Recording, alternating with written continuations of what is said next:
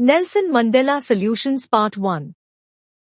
Where did the ceremonies take place? Can you name any public buildings in India that are made of sandstones?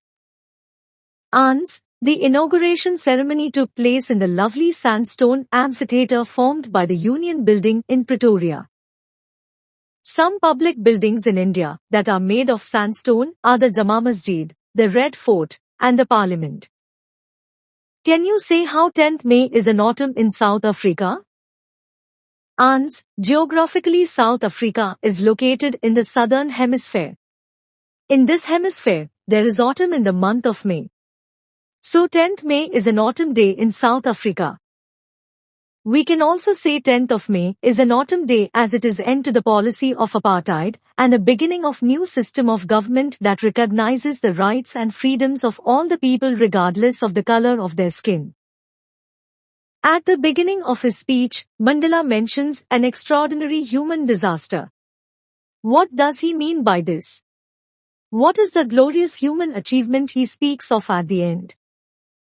Ans. The extraordinary human disaster that Mandela mentions at the beginning of his speech is the oppression of the blacks by the whites of South Africa and the policy of apartheid. The end of the oppression according to Mandela and the achievement of freedom is the glorious human achievement. What does Mandela thank the international leaders for? Ans. Mandela thanked the international leaders for standing firm with people of South Africa as it is a common victory for justice, for peace, and for human dignity. What ideals does Mandela set out for the future of South Africa?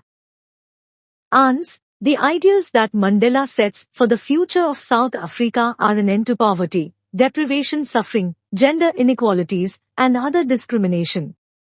Of both the national Ans. The ideas that Mandela sets for the future of South Africa are an end to poverty, deprivation, suffering, gender inequalities, and other discrimination. What do the military generals do? How has their attitude changed and why? Ans. The military generals had been carrying out the orders of white rulers so far, but now they salute Nelson Mandela. Their attitude has changed because he is now the president of South Africa. Why were two national anthems sung? Ans. The day was symbolized by the playing of both the national anthems Nkosi Sikelel iAfrika and Die Stem as it was the occasion of the installation of the first non-racial government. Both the whites and the blacks had to pay reverence to their national anthem. So, the two national anthems were sang to give them equal importance on this memorable occasion. How did Mandela describe the system of government in his country? In the first decade and in the final decade of the 20th century. Ans. In the first decade of the 20th century, the white-skinned people of South Africa patched up their difference by erecting a system of racial domination against the dark-skinned people of their own land. The structure they created formed the basis of one of the harshest, most inhuman societies the world has ever known. In the last decade of the 20th century, that system of discrimination had been replaced by a system that recognizes the rights and freedoms of all people regardless of the color of their skin. What does courage mean to Mandela? Ans. According to Mandela, courage does not mean absence of fear, but the triumph over it. The brave man is not he who not feel afraid, but he who conquers the fear. Which does Mandela think is natural, to love or to hate? Ans. Mandela thinks that to love is more natural than to hate as love comes naturally to human heart than hatred. What twin obligation does Mandela mention? Ans. Mandela says that every man has twin obligation. The first obligation is to serve his family, i.e. his wife, parents, and children.